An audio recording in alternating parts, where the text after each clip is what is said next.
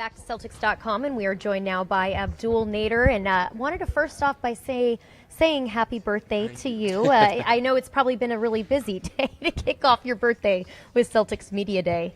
Yeah, thank you very much. I mean, anytime I can spend my birthday here with you guys, though. Yeah. It's a birthday wish No come one's true. ever said that to me.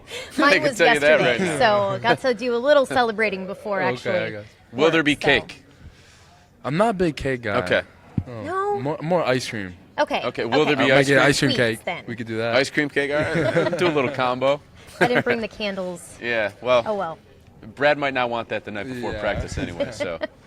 But just looking back at your playing career right now, you've played in 2 summer leagues and was also in the D League as well. Just reflecting back on that experience and that process, how it better prepares you as you head into training camp. Well, it makes all the difference. Just knowing how Boston wants, basically just knowing the whole Boston system. Playing down in Maine, that's basically what I was doing all last year, learning the offense, how they want us to play defense, how they want to defend certain things, certain actions. And, I mean, it's been a blessing for me because I just kind of just been riding the wave the whole way, just learning, being a sponge. And that's how I spent this year. I kind of took it as a challenge to just learn as much as I can, become the best player I can be this year, and hopefully get the opportunity that I have now. And I'm just really grateful for the Celtics organization. Now, I'm curious, a year ago, you're in a situation where you're drafted by the Boston Celtics in the second round, and you probably had opportunities overseas, and you could have gone overseas and made a lot more money, I'm sure, but you chose to stay in the D League with the Red Claws, who are the affiliate of the Celtics. Why did you make that choice, and how has that choice prepared you for today? Well, my whole life I just wanted to play in the NBA, and I didn't want to settle, especially when I knew I was so close. I just gotten drafted. I didn't want to go overseas and just become another page in the book just forgotten. So I opted out. Celtics wanted to keep me close to them underneath their wing so I could develop the way they wanted to develop me. And it's just paid off. And I've gotten much better. I've mentally, physically, on and off the court. Like, I just grown much more. So, like I said, it's all thanks to the Celtics. Yeah. And you won D League Rookie of the Year, so obviously Yeah. you're growing. You're Yeah. growing. No, Great player. It was a fun experience, and I mean, I was down there with Scott Morrison. He's an assistant coach now. He did a great job with me, really hands-on with everything, and it was a great experience for me. You mentioned growing not only off the court but as well as on. What would be maybe the greatest area that you grew in when you were playing in the D League?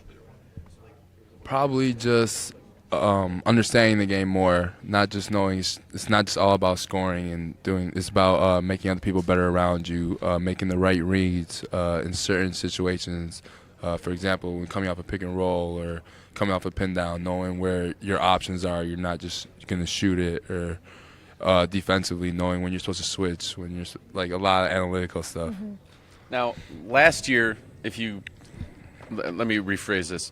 If you got drafted this year instead of last year, you probably would have been able to sign a 2-way contract because those now exist, allowing players to go to the G League and then back to their NBA teams, basically whenever they want, and make more money during that process. You're going to be a great outlet for those guys who are 2-way contract players now, in terms of Jabari Bird and Kadeem Allen, and going down to Maine and what they can learn there. What are you telling those guys about what they can learn from the D League? And it's not a demotion down there. Like, that's a legitimate thing that can help you grow as a player. Right, and I think that's the problem with a lot of guys that do get assignment, even if they're on an NBA contract and they're on assignment down. They look at it as a punishment, or like they're not good enough or something like that, when that's not really the case. It's just the way it is. The NBA roster only could have so many guys, and even the rotation, there's probably 8-9 guys that are playing in every day in the game league rotation. So you just have to accept that fact and I took it as a challenge personally, to just get mentally tougher, get better on the court, refine my skills, and just keep moving on forward from that. And then that's all you could do really. And that's what I've been telling Kadeem and Jabari.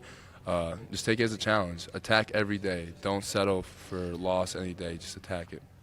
Avery Bradley went to the D League, so it's easy to take that and help you grow over the course of your career, and that's exactly what you're doing. Well, in the Maine Red Claws, they really put the ball in your hands. How much confidence does that instill in you, knowing that they trust you, and also you're going to be trying to prove yourself come training camp? I mean, it means the world. Just knowing, like you said, they put the ball in my hands a bunch, and that's the majority where my learning came. I remember early I was turning over the ball a bunch. I was getting a lot of stuff, a lot of not negative feedback, but more encouragement from Scott, and to not turn the ball over. He's kind of getting upset with me. No, I think for a month I led the D-League in turnovers, so he was pretty upset with me that month. But I did end up making strides and getting better, and that's where a lot of like the learning came in by trial, and that's the good thing about the D-League.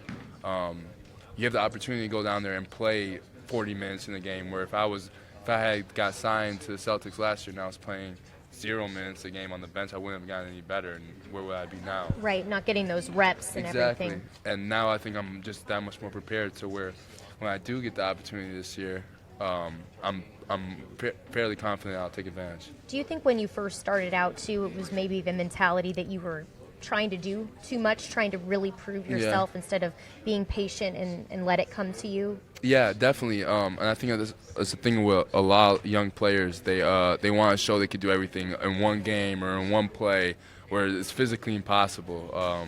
You just gotta, like you said, just let it come to you. Play like not kind of like subconsciously, and then things will start to flow. Now, you had a very unique opportunity to be close and be tied to the Celtics organization last year, and you got to see the former 60th overall pick in Isaiah Thomas turn into an all-star and take over playoff games during the postseason. You were the 58th overall pick, so only 2 picks off. Not a lot of people think that those picks are going to turn into anyone. Right. But being able to see him up close and personal and learn from him and see the way he turned himself into the player that he is today, how might that help you in your development? Oh, I mean, it means a lot just because, I mean, Isaiah's 5'6". I mean, people forget that a lot of time. And he's listed at, 5'9", but he ain't doesn't. 5'9". He doesn't forget that. He'll prove you wrong. But I mean, a lot of people do forget that, and the things that he's done at his size and being the 60th overall pick, just like all the odds are stacked against him. And I think he's done an unbelievable job, and that only motivates me. I think I got a foot in the inch on him, so hopefully it'll be a little bit easier for me. But no, all jokes aside, it really does motivate me, and it kind of puts some pressure, but it's good pressure. And it's like, if he could do it, why can't I? Right. Is it nice to see that someone was able to do it coming before Yeah, you? definitely. It's definitely easier when someone's already paved the way and you're not doing something new completely, you know? Perfect segue, because I want to ask you about paving the way for Egyptian-born players. You're the second player now to be Egyptian-born and be on an NBA roster. What does that mean to you, and how much weight does that hold on your shoulders to be exactly paving the way for future players to come from that country? I mean, it means a lot. Anytime you can represent your country in a positive manner, especially being in the NBA, it's like, I don't know, it's kind of hard to describe. But lately I've kind of, because I've been asked this question a couple times, and I've kind of been starting to think, like, I don't really want to be labeled as just an Egyptian basketball player. I don't want that to be how I'm remembered. I want to be remembered by my play, and I want my play and my the way I handle myself to motivate people in Egypt, or the players in Egypt, or the youth in Egypt to pick up a basketball and do things over there where it's more accessible for them, and just like things of that nature. And then hopefully that will help pave the way for them. You want to be a player from Egypt, not be made and Right. known as the guy that was from there, right? Right. You want to make it so you're an NBA player, you just happen to be from there, Right. not the other way around. Exactly. But at the same time, if I could open doors for people in Egypt, of course I will. And Abdul, we have one more question from Brian, who wants to know, happy birthday, by the way. You were a monster last year in the D-League and earned the chance to compete for a spot. Are you ready? Brian, I think I'm absolutely ready. I'm excited. I appreciate you staying tuned in last year during the D-League. I've been working all summer, and it's going to be a fun year. So I hope you stay tuned, Brian. Great. Thank you so Yeah, you much. might We as well host the appreciate show. it. You're talking to the people out there. Well done.